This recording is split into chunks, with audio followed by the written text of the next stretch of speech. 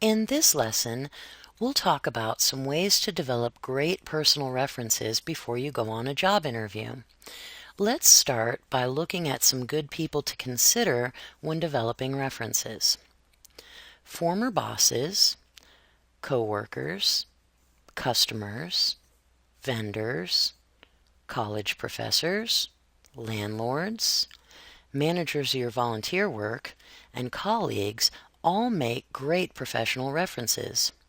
It's a good idea to have at least 3 really impressive references prepared when you go on a job interview. The more varied the 3 people are, the better. Spend some time brainstorming. Write down anyone and everyone who you think would be a good reference, and then narrow the list down to a few people who will give you glowing recommendations. It's very important to get permission from your references before giving their names to a prospective employer. You should develop your references at the same time as you develop your resume. Get in touch with each person individually. First, ask if the person would be willing to provide a professional reference for you as you look for work. This step is very important. Don't just assume that the person will be willing to be a reference for you. Of course, most people will probably be happy to help. After you get confirmation that a person will serve as a reference for you, have a brief discussion about what you'd like them to say or not say. For example, if you're using a former landlord for a reference, you might say something like, "Thank you so much for agreeing to be a reference for me, Mr. Smith.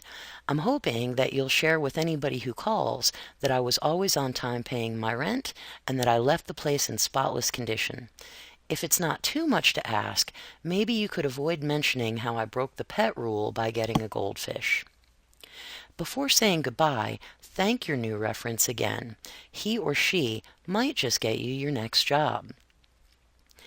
Thank you notes have a big impact, and so it can be really helpful to send somebody a short, handwritten note after he or she agrees to be one of your references. It doesn't have to be anything fancy. Something like, "Dear Mr. Smith, I just wanted to send you a quick note to say thanks again for agreeing to give me a professional reference. It means a lot to me that you agreed to do that, especially since I haven't been your tenant for almost a year now. I really appreciate your help. Thanks again. Sincerely, Mary." A small gesture can really make a difference, and after receiving a note like that, Mr. Smith is very likely to give Mary a glowing reference.